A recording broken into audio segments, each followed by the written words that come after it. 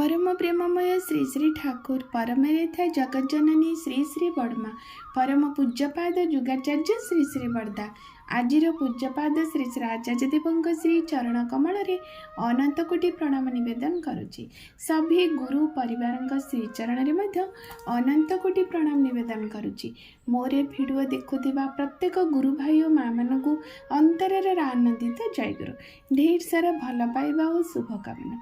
सबुदिन पर आज यही शुभ दिन एक सुंदर विषय आलोचना करवा जो आलोचना आम मान बहु प्रेरणामय आलोचना हो उठो। आज एक सुंदर विषय नहीं जोटा कि आम मान पारिवारिक जीवन में बहु जाना आवश्यक।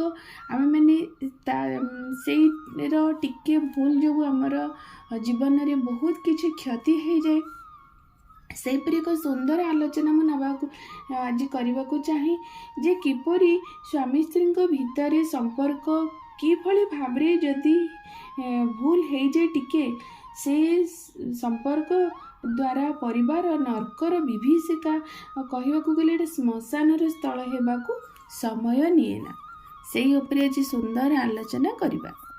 जीवन में श्री श्री ठाकुर को गुरु भाव ग्रहण करने पर श्री श्री ठाकुर प्रत्येक घटनार मूल कारणटी आम मान पाखे थई जहाँफल आमको से सबु समस्या समाधान सुंदर आमको पथ मिल जाए।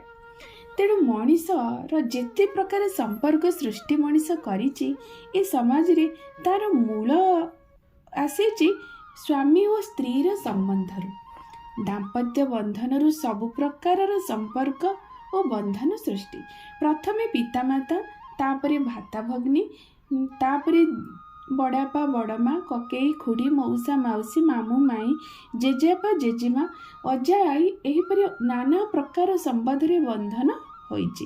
ए समस्त बंधनर मूल भित्ति होउछि पिता माता बा पति पत्नी का अतुट बंधन।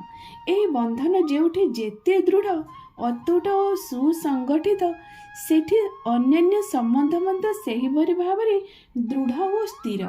सेही पति पत्नी बा दाम्पत्य बंधन मध्य जेउठी शिथिलता देखा जाए अन्य समस्त संपर्क मध्य सेठारे मध्य असंगति देखा जाए। पत्नी निजर पैतृक संबंध को पछ करी चली आसे पति निकट को नूतन संबंधर संसार गढ़िबा पाई किंतु केतेक क्षेत्र में देखा जाए से पत्नी को तार पति छोट छोट भूल रे नाना भावे कुच्छारटाना और भर्सना करने को पछाई न थांती।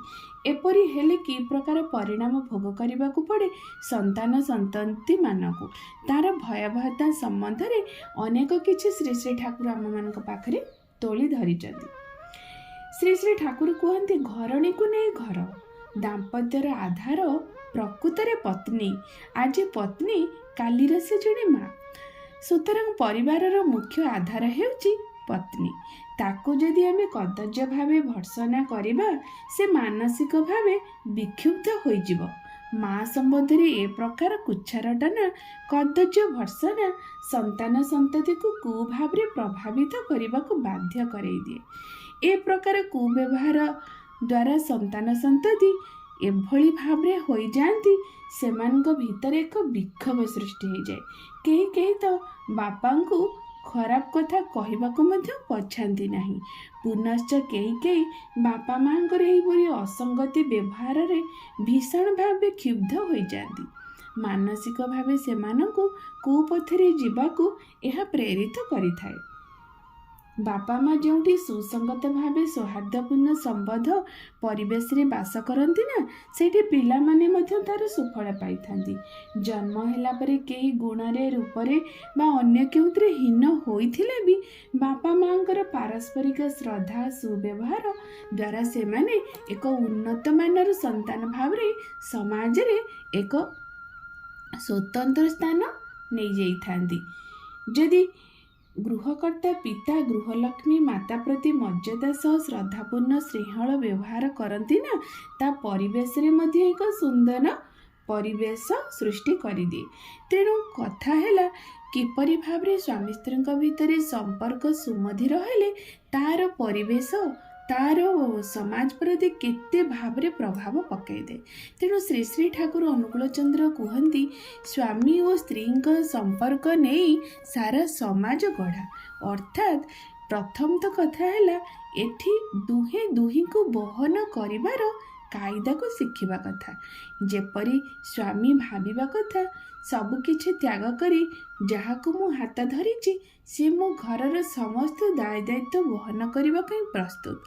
तापाई टिके दरकार सम्मान, टिके दरकार ता प्रति गोटे केयरनेस भाव। जेपरी गोटे जमती गोटे निजर पितामाता जेपरी निजर कन्याटी को जो भली भाव रे जत्न करती, तार रक्षा करती, तार सबकिछि बुझी थांदी, सेहीपरि गोटे कन्याटीर दरकार तार ससुरालय। जदि सेतिकी टिके से सम्मान श्रद्धा स्नेह भल पाइबा पाई ताले संसारटी को से स्वर्ग भाव रे परिणत करिदी, नचेत सेई स्वर्गटी नरक रे परिणत हो जाए। ता व्यतिरेक जदि पुणी से पत्नी जहाँ को से हाथ धरी जीवन में सबु किछि ही मानि नहीं जे तांको नहीं तांको प्रति टिके सम्मान दरकार, तांको प्रति निजर कर्तव्य दरकार। तांको दुखरे दुखी सुखरे सुखी होई जदि से झीलटी भी चले ना ताहले उभय उभयों प्रति उमाप भल पाइबा बढ़ी जाए। से भल पाइबार प्रभाव पड़े प्रथम तो तांकर संतान संतति को ऊपर। से संतान संतति जेतेबेले एपरी व्यवहार आचरण निज पितामाता पाखरे देखती से माने मध्य सेही भली भावरे एक सुमनिष एक सुनागरिक ही समाज रे छिड़ा हुअंती। तेणु श्री श्री ठाकुरंकर प्रथम कथा तुम परिवार को सजाड़, व्यक्ति सजाड़, परिवार सजाड़, तापरे परिवेश आपणा छाई सजाड़ी हो। तेणु वर्तमान समय आज मूल घटना घटे परिवार रे। आमे पिलाटी देखे बिगिड़ी जाए तार मूल कारण खोजी खोजी जाए देखिबे तांकर पितामाता भितर एई भली भावरे असंगति चलनी।